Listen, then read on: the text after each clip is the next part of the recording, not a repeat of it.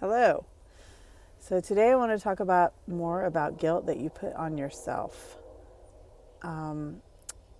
This guilt can come from maybe something that you're doing that you wish you wouldn't do, but maybe it is uh, something that's turning into an addiction or that's close to an addiction, and or it's maybe just something that you're not doing in moderation, that you're doing too much of, that you really wish you weren't. And I know about this because I have things of my own that I have had to battle like that, and so I that's what something made me think of it today, and that's what made me want to talk about it. I would love to talk about anything you guys want me to, but you got to comment and give me some ideas if you have anything. If you don't have anything, then that's wonderful. I'm happy for you. But if I would love for you guys, I challenge you actually. I challenge you to think about something that in your life or even about yourself that you don't like, and present it to me. You can send it in an email at themiracleofbeautifulyou@gmail.com. Themiracleofbeautifulyou@gmail.com. Or if you want to, you can put it in the comments. I know a lot of people wouldn't want to be as forthcoming with what they have going on, so I understand if you don't want to put it in the comments, but you can always send it in an email to me. And I understand if you may not want to tell me about it either, so totally understandable. But I would be more than happy to try and help you with anything in anything that makes you not be able to love yourself. I would love to help you see it differently or do something about it or learn to love it. That's what I've done that ended up making me feel so much better about myself and enabled me to love myself, was taking things that I didn't like about myself and either learning to like them or learning to change them. And I'd love to help you be able to do the same for yourself. So, anyways, if you have something that is like an addiction or something that you are struggling with that you are finding hard to stop, even something simple like maybe you go to the dollar store too much and you spend too much money on stuff, or you buy too many things and you don't have anywhere to store them, or you buy things that you don't use. I don't know, but I'm just saying, if you have anything that you wish you did differently but you can't seem to stop, that's what I'm talking about. So what happens is, and again, I know this from my own experience with these things, what happens is that you do whatever the behavior is that you don't like, and you rationalize it, especially if it's any kind of an addiction or an abuse. And when I say abuse, I just mean not doing it in moderation. Maybe, you're not abusing potato chips by eating too many of them, but you wish you didn't eat them, 4 nights a week. You wish you would only eat them once a week as a treat or something like that. I mean, fill in the blank with your issue. But whatever it is that you're doing, you wish you didn't do it, but you can't seem to stop, and you keep on doing it. And then the next day or later, immediately afterwards, or the next day or whenever, you feel guilty and bad about it. You're like, oh, I hate myself. Why did I do that? I can't believe I did that. Look, I do this almost every single day with my eating lately. Every day I'm eating stuff that I wish I wouldn't eat. I'm putting things in my body I wish I didn't put in there. I put it in there. And then the next day I'm like, why did I do that? I know exactly why, because I wanted to. And here's the difference though. Here's the difference that I want you to be able to do. I still have things to work on with that, right? I still have to get better at what I'm going to do to make a change. I have not yet been able to make the change that I want to make regarding this issue. But in the meantime, I don't have to make myself feel guilty about it. I don't have to get up in the morning and say, oh, I can't believe I ate that ice cream last night at 10 o'clock at night. Oh, I'm such a stupid idiot. I'm never going to lose weight. How do you ever expect to lose weight, Rachel, if you do those kind of stupid things? I can't believe you did that. What's the matter with you? Why would you do that? You know you shouldn't do that. Just don't eat it in the future, that sort of thing. So instead of doing that, I will wake up and say, what's done is done. There's nothing you can do about it. Try harder next time. And I'm not going to focus on it. I'm not going to focus on what a bad job I did or what mistakes I made. I'm just going to let it go and work on changing it in the future. There's nothing I can do about it now. Nothing.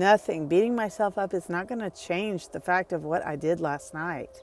And that goes with anything. If you are having addiction issues to substances, legal, illegal, whatever, there's nothing you can do to change what already happened. So don't focus on it. Don't ever focus on the past. It's one of the most debilitating and crippling things that you could possibly do to yourself, because you can't change it. So focus on what you can change. Do something about the future. If you don't like it, figure out a way to change it. And I will write that down for something to do in the future. Another video, maybe tomorrow actually, or Monday. I will do a video on how to make changes, how to really make changes in your life that you want to make. It's not easy.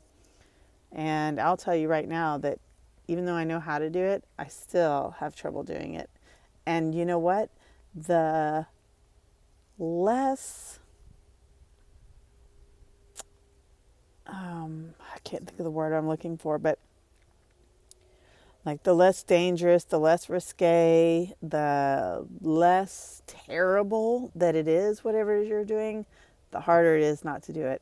So if you are eating potato chips 4 nights a week, let's say you just eat one tiny little serving, but you do it four times a week and you don't want to, and you really want to lose a little weight,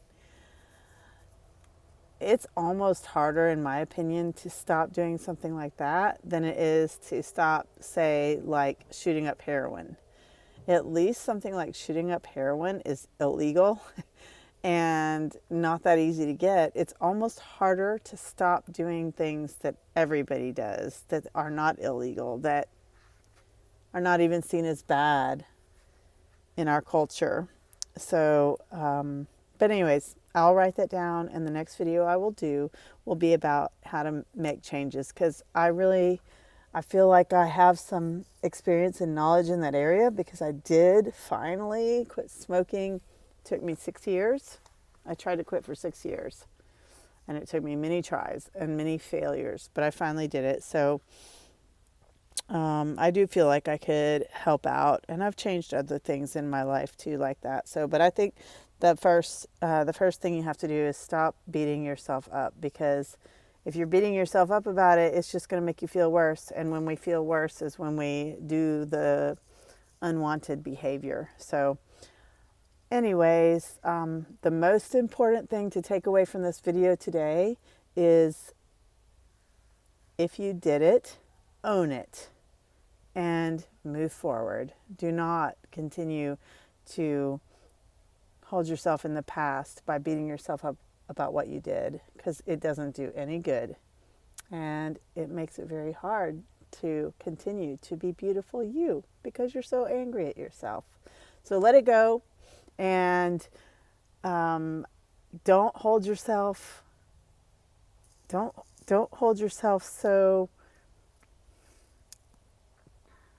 don't place all that guilt on yourself. It doesn't do any good. We think it does good. We think a strong punishment will change us. It doesn't change you. So just say, yeah, I did that. I'm going to do something in the future to change it. Or, yes, I did it. I wish I didn't. I hate that I do it. But right now I'm not ready to change it. And it is what it is. It doesn't affect anybody but you most of the time. And even if it does affect others, like even if you are doing a self-destructive behavior that does affect your family,